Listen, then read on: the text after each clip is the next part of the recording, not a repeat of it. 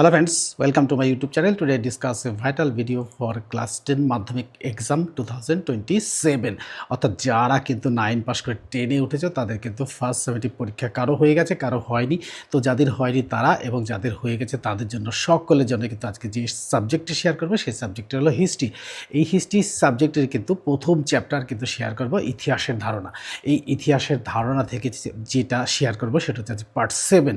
এই পার্ট 7 থেকে যেটুকু শেয়ার করব তার মধ্যে থেকে কিন্তু যে কোশ্চেনগুলো হবে এমসিকিউ কোশ্চেন 1 নম্বর 2 নম্বর সেই কোশ্চেনগুলো কিন্তু উত্তর সমেত তোমাদের সামনে শেয়ার করব।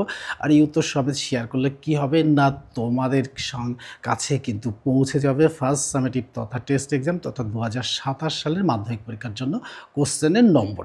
তো এই নম্বরটা কিন্তু তোমাদের ঝুলিতে জমা হতে থাকবে। তাই আমি বলবো যারা 95 অ্যাবাভ মার্কস অ্যাচিভ করতে চাইছো তাদের জন্য কিন্তু এটা খুবই গুরুত্বপূর্ণ। যারা 65 মার্কস অ্যাচিভ করতে চাইছো তাদের জন্য কিন্তু গুরুত্বপূর্ণ এবং সকলের জন্য গুরুত্বপূর্ণ। এই জন্য সকলে পড়লেই কিন্তু পাস মার্কটা কিন্তু অবশ্যই পেয়ে যাবে। যারা ভালো করে পড়বে তারা কিন্তু 95 অ্যাবভ মার্কসটা কিন্তু পেয়েই যাবে, এর কোনো কমতি থাকবে না। তাই গত বছর যারা পরীক্ষা দিয়েছে অর্থাৎ গত মাধ্যমিক পরীক্ষা যারা দিয়েছে 2026 সালের শুরুতে যারা দিয়েছে অর্থাৎ তোমাদেরই দাদা দিদিরা কিন্তু মাধ্যমিক পরীক্ষা দিয়েছে, তাদের কাছে জিজ্ঞাসা করলেই কিন্তু বুঝতে পারবে যে দ্য লার্নিং চ্যানেল থেকে যেগুলো শেয়ার করা হয় সেগুলো পরীক্ষায় আসে কিনা।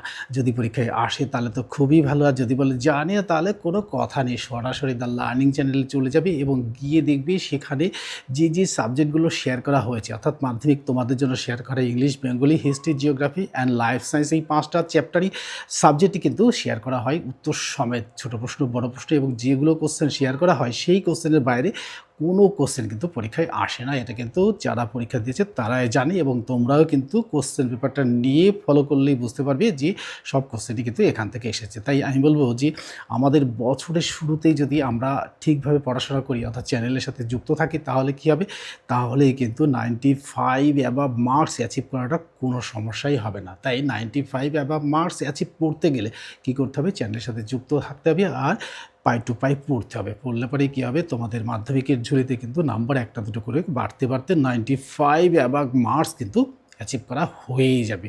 তাই গত বছর যারা দিয়েছে তারা যদি নম্বর কমন পেয়ে থাকে তা তোমরাও পেয়ে থাকবে। তাই আমি বলবো যে আর দেরি না করে সরাসরি লার্নিং চ্যানেলে গিয়ে কিন্তু তোমরা এই সাবজেক্টগুলো দেখবে। আর কিন্তু তোমরা যদি এই চ্যানেলের সাথে যুক্ত থাকো তাহলে কী হবে, তাহলে কিন্তু তোমরা 11-12 পর্যন্ত এই চ্যানেলের সাথে থাকতে পারবে।